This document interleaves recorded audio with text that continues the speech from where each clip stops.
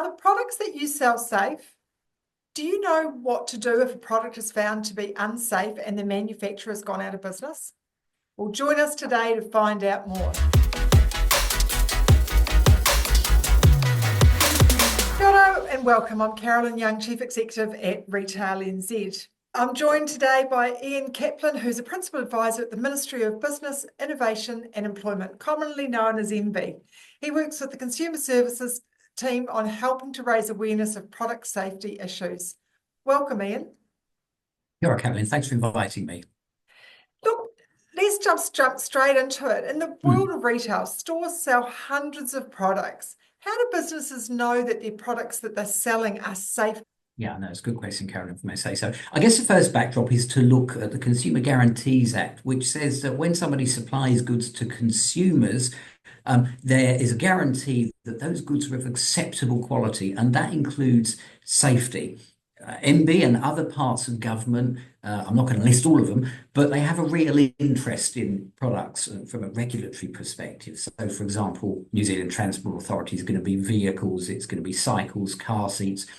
Ministry for Primary Industries is going to be food, energy safety at workplace, electrical goods. MB is pretty much, in a sense, through its product safety arm, anything else. So there's a couple of tips that your viewers might take on board when they're checking out goods that they're selling. One, does it have a voluntary standard, which will talk about potentially the purpose of the goods, the design, and how they basically perform. Some goods have mandatory standards like sunscreen, just thinking about it, diverse sorts of products as well, ladders even. And then there are some where there are unsafe goods notices where the goods actually are not allowed to be sold at all. There's also, and I think you're going to supply this at the end of a program, a very helpful New Zealand ISO standard that helps retailers give some guidance on how to supply to consumers and what to look out for. But the other thing, to be honest, Karen, is just good old common sense. Look at what you're selling. A kid's going to be using it. A baby's going to be using it. Is it going to potentially cause a fire? Kids going back to them going to be eating it when they shouldn't. All of those risks, or heaven forbid, could these things cause fatalities? So there's a lot of things that could be done. This is a long answer, and the final bit is our website here at Product Safety. Do get in touch with us if there are any general queries. That should get people going, at least on the inquiry. Excellent. And I do love the common sense approach, right? You know, if your gut tells you something and if it makes sense that this is a dangerous product and it should be out on a higher shelf or behind a cabinet or something like that, then for heaven's sake, you know, follow that process, because common sense is a really good place to start. Yeah. What should a business do if a customer complains about the safety of a product that they're selling? Like, so for example, they've bought a kettle, they've sold a kettle to someone and it's got a frayed wire covering, but all the other kettles that I've sold have been fine. So first things first is assess the fault. Is the product unsafe? Could it harm people? Could it cause damage to property? It doesn't actually have to have done that to be unsafe, but if it's unsafe, then it's automatically not of acceptable quality under the Consumer Guarantees Act.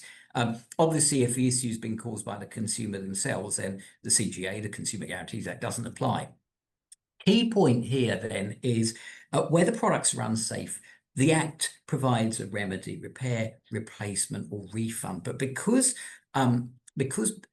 unsafe goods are of what the Act calls a substantial character, the consumer is entitled to insist on a refund in this special case. That's because safety is an absolute paramount under the law here.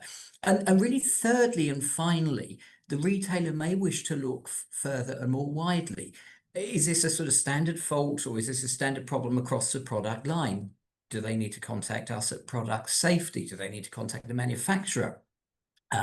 In the context of electrical goods, is it an energy safety issue? And they need to contact them. So all of those things are the things that need to go into the mix when your viewers have somebody coming back presenting not just a kettle, of course, but anything that is unsafe.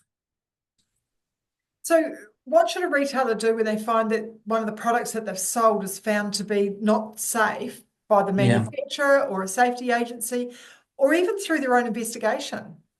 Yeah, well, there's a couple of things. Again, contacting us, our door is always open, and we can deal with, and we do deal with inquiries pre-recall, and on general product safety issues. And of course, there's our website.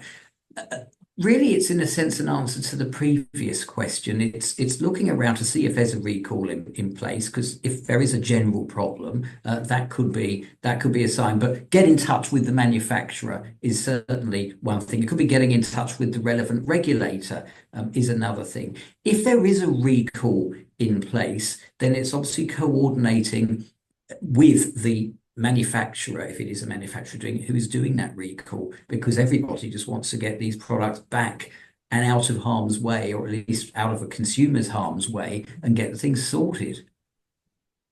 And so can a recall be done without notifying the public? Is that possible? No, so recalls have to be notified to MB, and MB publishes them. That's a legal obligation under the Fair Trading Act, Steve. So somebody who is doing a voluntary recall, as the law describes it, has to, if I can put it this way, tip off MB. Well, more than just that, actually has to tell MB. There's a form that they fill in online, come to product safety within MB, talk about what the item is, what the hazard is, what the remedy is going to be, what the plan is going to be. But I would stress to your viewers, Carolyn, that it's not the first time they would necessarily want to be talking to us. If they've got any kind of queries beforehand, or just need some general advice as to how to frame it all up, our door is open. We welcome those sorts of conversations, because it makes the recall potentially more quick and more orderly. So MB is a bit of government. It's got clout, as it should. So it broadcasts recalls, it publishes them. But also, I mean, I've appeared personally on TV, on radio, and in print on some of the more sort of popular recalls where there are very dangerous items like serene matter, which I suspect we'll come to with the heaters. So the answer is yes, you have to tell MB. But the other thing is, of course, what can you do yourselves? It's putting out the recall notice, which gets published through your own chain of networks, in the stores, on your online kind of forums, using, again, that old common sense about how do you get this really important safety message out to your consumers, your customers. So you could put a notice up in store where you would normally sell that product, saying that this product is now no longer sold and it's unsafe. Absolutely. You could go out to the people through your database that have bought the product. You could, do a promotional piece through your social or digital channels, and you could put something on your website. And I think if you make sure that you kind of do all of the touch points you can, you're probably not going too far wrong in terms of making sure that as much as you can notify your customers that have bought those products. So really Absolutely. critical It's to just make sure getting it you out have there. some Yeah. proactive action. Yeah. Yeah. And you may have interest groups, maybe like if it's a child safety issue on an item, Safe Kids New Zealand, all of those sorts of networks that we all have, definitely. Yeah. And look, one of the bugbears for a retailer is that if the manufacturer of an unsafe product goes out of business, who becomes responsible for that product? Yeah, well, the CGA, the Consumer Guarantees Act, doesn't go away. And of course, Karen, the normal course is it's the manufacturer or the importer, the top of a distribution chain, who would be coordinating the recall, who would be doing the recall and notifying it. Sometimes that just doesn't happen. It's exceptional. And in those situations, it may well be that it's the retailer as the supplier of the item, or it could be lots of them, have to do it themselves and coordinate it. There is a recent, very well-known case of serene heaters where, as is well known, I think a number of serene heaters have been subject actually not just to voluntary recalls, but exceptionally to a compulsory recall by the Minister of Commerce and Consumer Affairs. It's a very rare power that's exercised, because normally these recalls are voluntary. And there's been really a coordinated effort, and I want to sort of take this opportunity just to recall my gratitude to the associations for electricians and independent traders and all the traders who contributed to that process, where the manufacturer, the underlying manufacturer, has not participated and not been there. So it can happen. Yeah, for sure. Look, I think, the key thing for everyone is, I think the great message you've given is that, your door's always open. So we will have the full MB website available on the video, but www.mbie.govt.nz.